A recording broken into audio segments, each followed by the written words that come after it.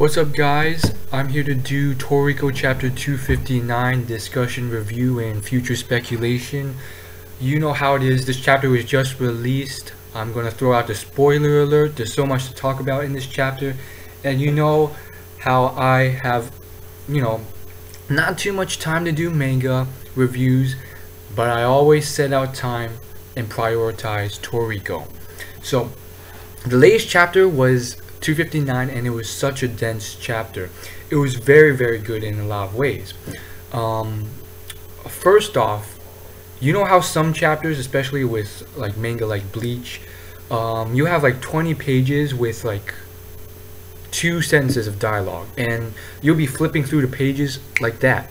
Not with this one, which I was very surprised about, because Toriko, I wouldn't call it the densest manga, which is what I like about it, because there are some manga which are very dense and very boring, like floods of text every page, and like it's just all plot and the plot sucks, and it's just very hard to get through like 2 pages.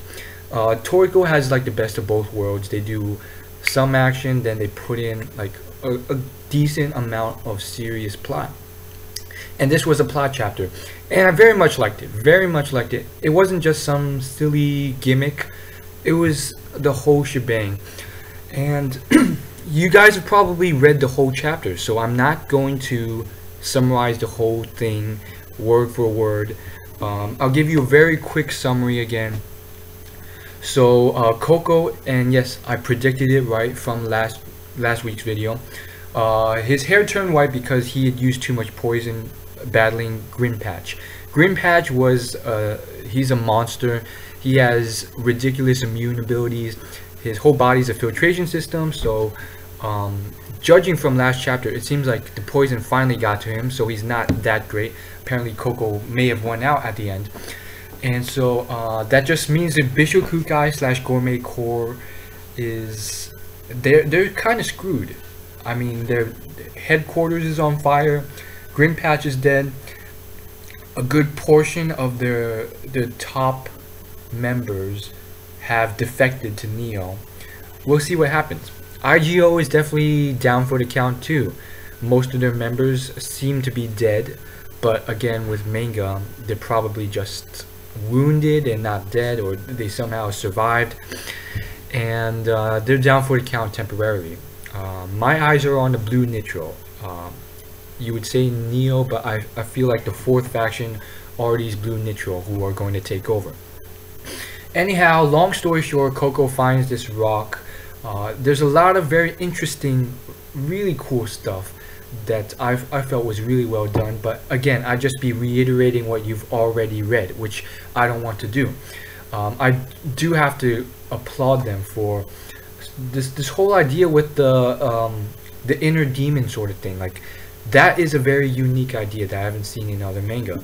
It's the sort of thing that's very well defined in each. Well, I would say only the 4 Heavenly Kings really have it, but it just comes out. It drains their gourmet cells, but it manifests themselves, and it's not just constantly this like inner imaginary self.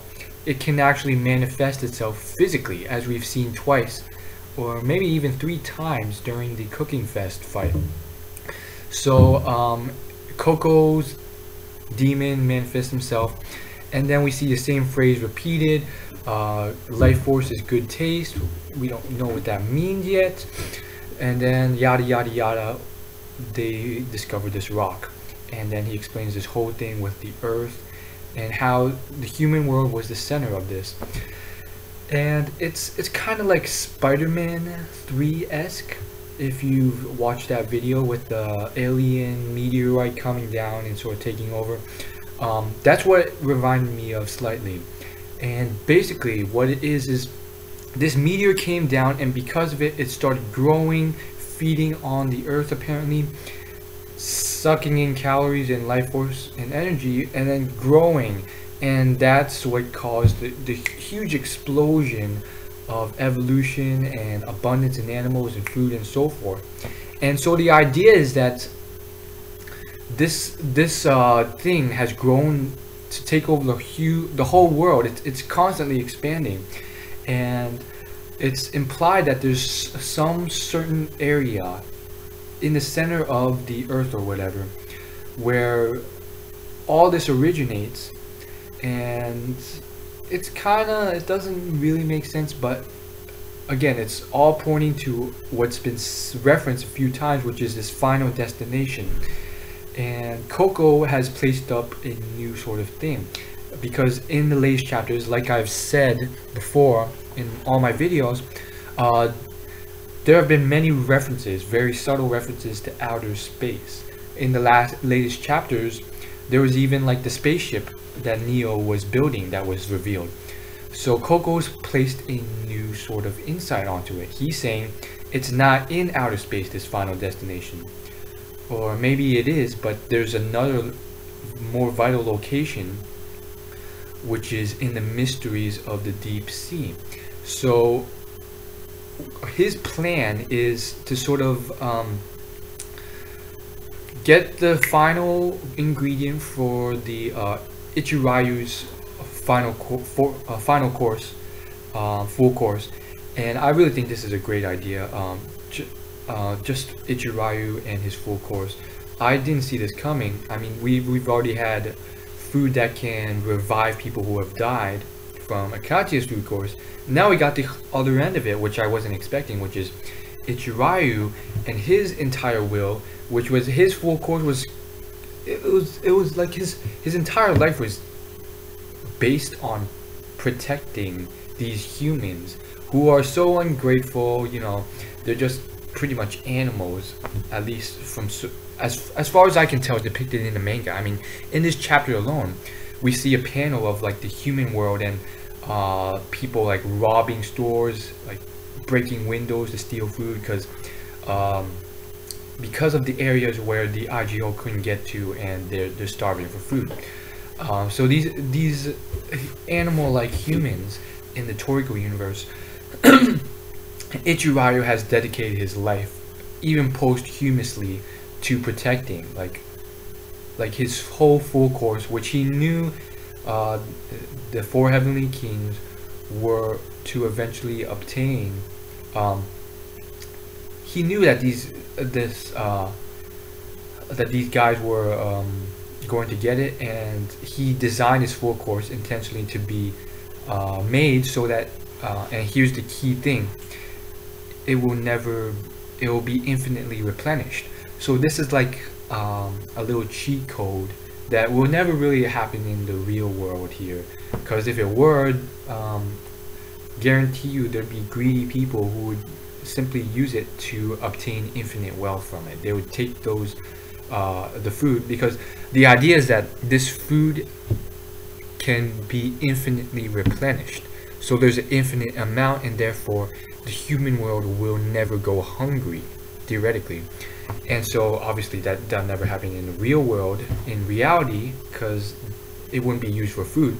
They would use it to create energy and create infinite energy, sell that energy. People would try and get rich off of it. It'd be a huge ordeal, probably have to be governmentally locked down or whatever.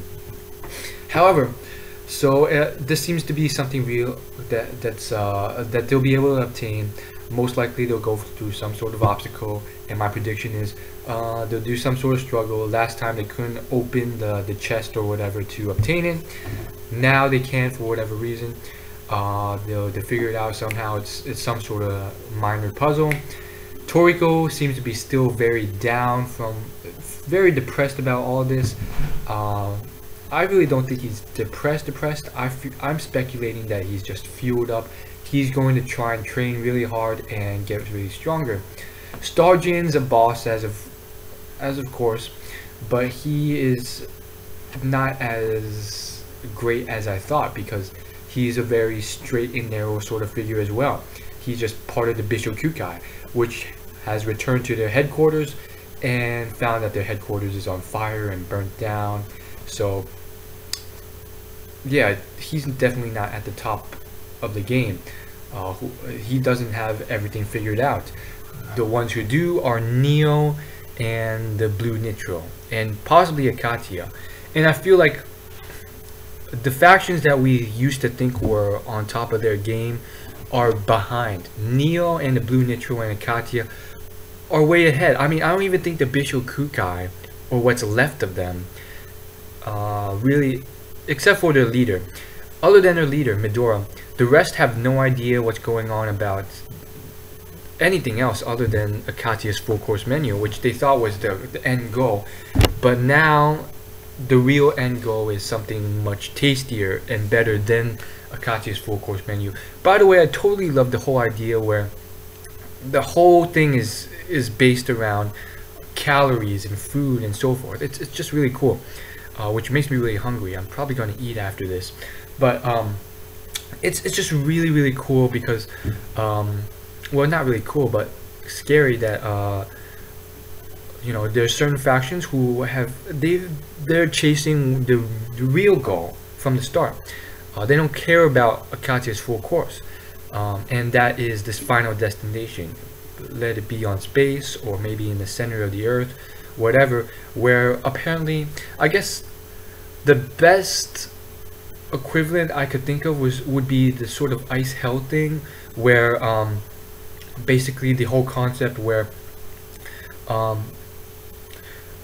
all the ingredients frozen over time sort of melded together and formed this epitome of the perfect food or perfect soup, and that is what the final destination is. The source. It wouldn't be like the end product, but more like the source of all this greatness of food.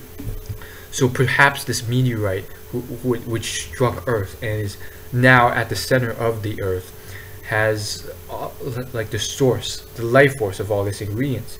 But it should be noted, and this I think was mentioned before by Toriko's inner demon, which was mentioned again by Coco's, and that was that you can't enter here until you're qualified.